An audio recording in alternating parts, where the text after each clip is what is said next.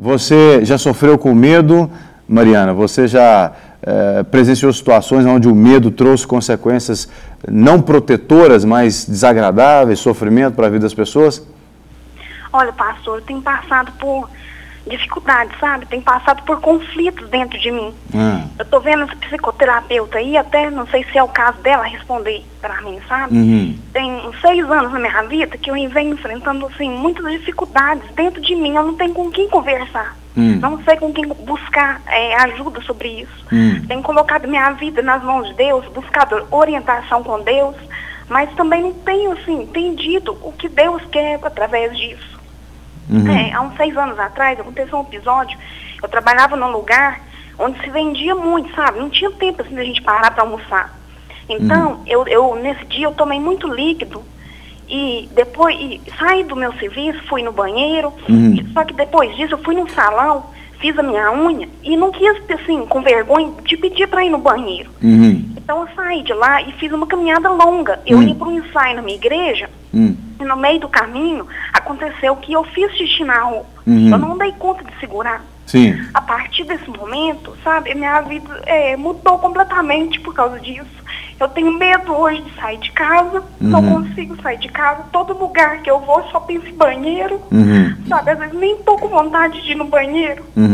Desculpa por estar chorando, mas não, sem problema. De mim, sabe? Bom, nós já entendemos a sua situação. Eu vou pedir que você não desligue. A nossa produção vai pegar o seu telefone de contato, a gente vai fazer contato com você posteriormente, mas a gente vai comentar o seu assunto aqui. Desde já eu quero te agradecer pela sua participação e a gente vai comentar o seu caso, mas não desliga. A produção já vai pegar o seu contato, porque a gente quer depois ligar para você, orar com você, né, tentar te trazer algum acompanhamento que a gente possa trazer, ainda que seja à distância. Mas obrigado pela sua participação. Pastor, eu sei que é pouco tempo da gente poder falar, mas eu queria ainda falar mais coisas, sabe? No momento assim, que aconteceu isso foi, assim, era um pouco distante, eu não tinha tanta essa preocupação. Ultimamente, o que está acontecendo, todo lugar que eu vou, se tem um encontro de igreja, eu fico pensando assim, será que ela tem banheiro? Será que eu vou ter um banheiro para mim? Às vezes eu nem estou com vontade, pastor, mas essa coisa está me perturbando tanto, sabe? Entendi. Nós vamos comentar o seu assunto. Desde já, muito obrigado, viu, minha irmã? Bom, doutora, é uma situação simples, né, mas que gerou um trauma na nossa telespectadora. O que a gente poderia dizer para ela do ponto de vista na verdade, o que aconteceu é que a questão da situação de exposição, né? Ela passou por uma situação vexatória, né? E gerou esse trauma. Então, em toda outra situação de exposição que ela se coloca, assim, como ela mesma deu o exemplo de um ensaio na igreja, de estar indo na igreja, quer dizer, uma situação de exposição pública, né? Ela vem de novo com essa relembrança, né? Esse reviver a primeira cena, né? Que é quando aconteceu na rua, né? Quando ela estava na rua. Eu senti a dor da irmã, né? Não tem como a gente não sentir, ela está sofrendo com isso.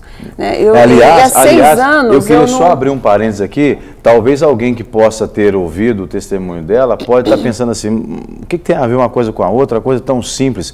Mas o medo, para cada um, ele acontece de nível diferente, né? Sim. E tem gente que tem medo de uma barata, você vai rir de uma pessoa que tem medo de uma barata, mas às vezes você tem medo de formiga. Tem gente que tem medo de formiga, tem gente que tem medo de cachorro. Quer dizer, o medo... do escuro. Medo do escuro, ou medo de morrer. Qual que é a diferença entre medo de morrer e medo de uma barata? Não tem diferença nenhuma, né? A questão é como cada um lida com isso, né?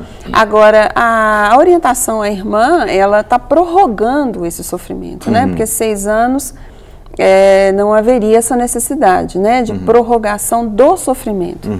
Seria interessante já que ela já tivesse buscado uma ajuda, né? E no caso, uma ajuda psicológica, né? Uma ajuda psicológica antes que chegue a nível psíquico, onde ela precisaria ser medicada, né? Então, porque a psicologia ela vem como prevenção, a psiquiatria ela já vem como medicamentosa, né? Um tratamento medicamentoso. Entendi. Então a pessoa pode subir de um estágio para o outro, quer dizer, isso não é entre aspas, uma promoção desagradável, né? A pessoa vai para um nível mais intenso daquilo que precisa de um tratamento. Porque a psicologia é prevenção comportamental, né? E a psiquiatria, ela já vem com a questão medicamentosa. Por exemplo, eu já ouvi, a gente vê isso até, inclusive, em alguns programas que lidam com ciência e tudo. Agora, talvez até o medo de exposição de novo está fazendo com que ela evite essa busca de tratamento, né? Porque ela tem que chegar para estar conversando com alguém sobre isso. É isso que eu iria dizer. O medo, muitas vezes, suponhamos, a pessoa tem medo de, sei lá, de barata, ou tem medo de altura.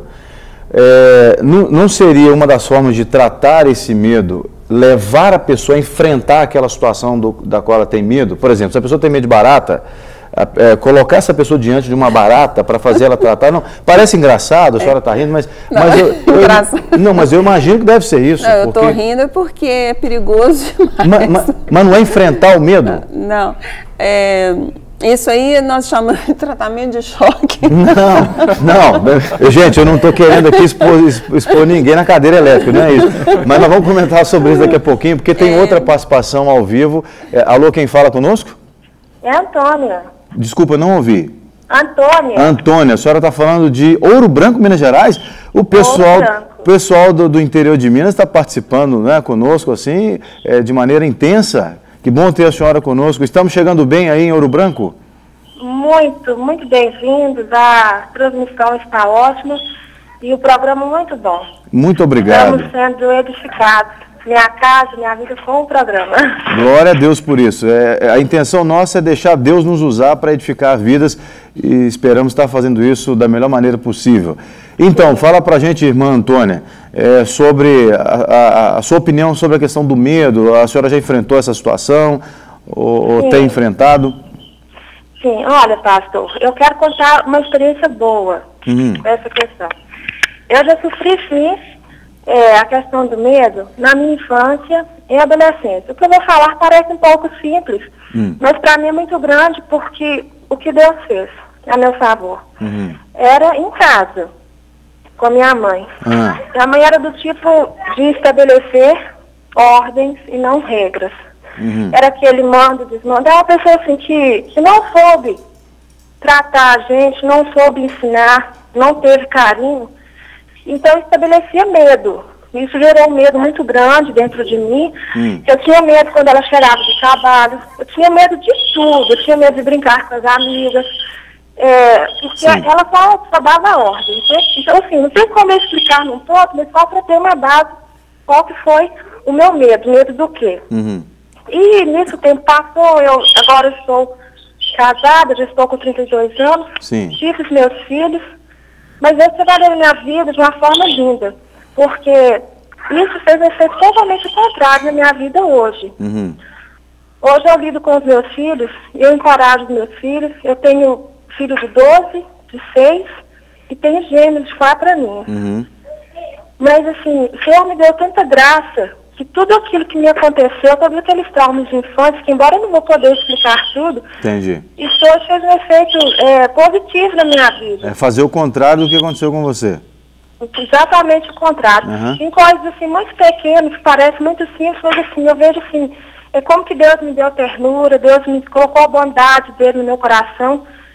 E eu lido assim, com muito amor com os meus filhos, com muito, assim, tento encorajá-los o tempo todo, por simples que pareça a situação, do tipo meu filho adolescente que está na escola, tudo que acontece, eu procuro assim, o máximo que eu posso, não deixar o medo dominar ele em nenhuma situação.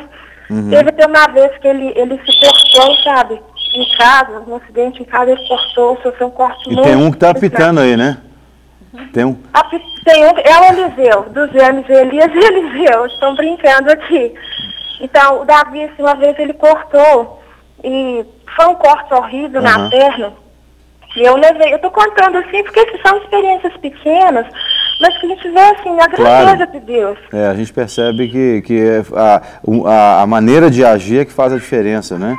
Exato. E quando assim, eu levei para o médico, eu me lembro que ele naquele desespero, isso tem uns 3 anos aproximadamente, ele naquele desespero, e eu o tempo todo se segurando nas mãos dele, olhando nos olhos, e prometendo para ele que ia dar tudo certo.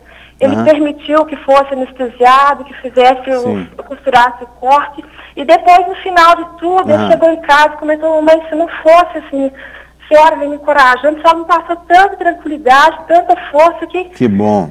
que deu tudo certo. Eu estou contando tudo isso assim, é para a glória de Deus. Amém. Porque se fosse olhar o contrário, pode ser que eu seria hoje uma pessoa cruel, perversa, assim, mal-humorada, mas não.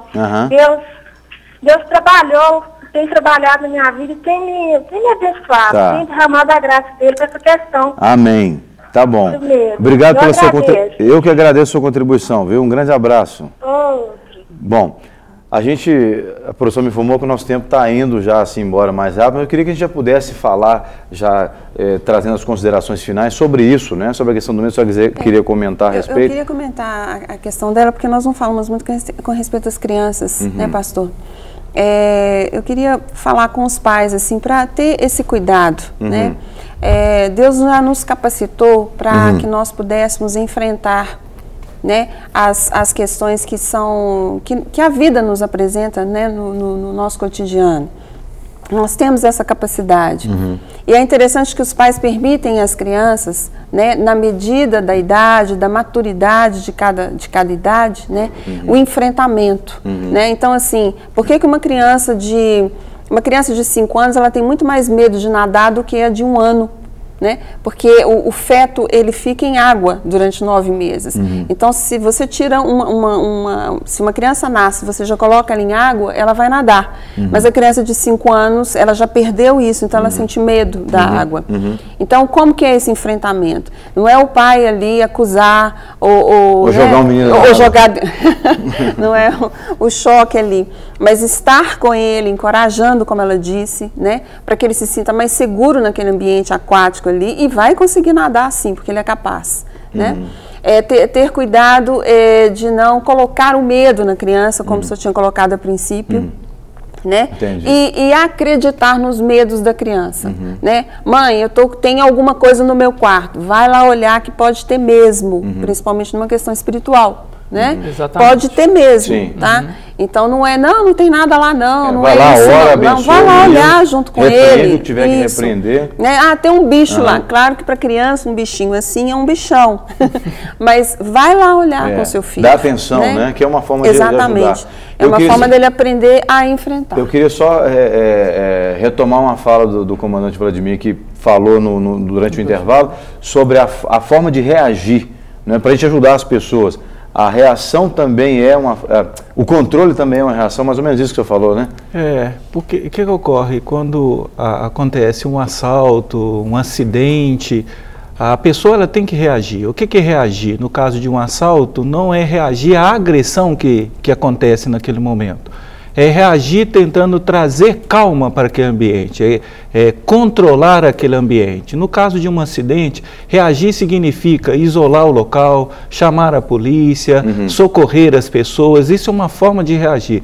Porque o medo excessivo vai trazer também uma paralisia. A pessoa não consegue reagir, ela não consegue dar uma resposta imediata àquele problema.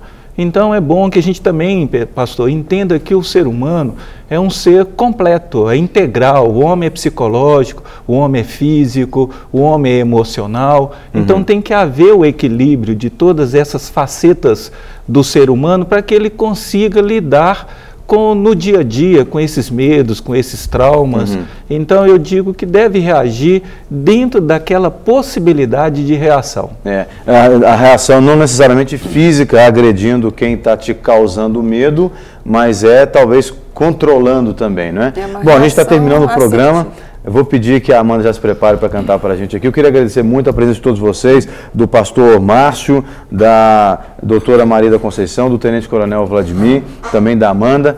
Olha, uma das formas da gente ter o controle do nosso coração em relação ao medo é tendo paz, como foi citado logo no início pelo tenente coronel. Tendo paz lá, dentro de uma situação de conflito que gera medo, você ter paz. E a única forma da gente ter paz numa situação de caos é se Deus interferir na nossa vida. Então, eu queria terminar minha fala citando... Sim.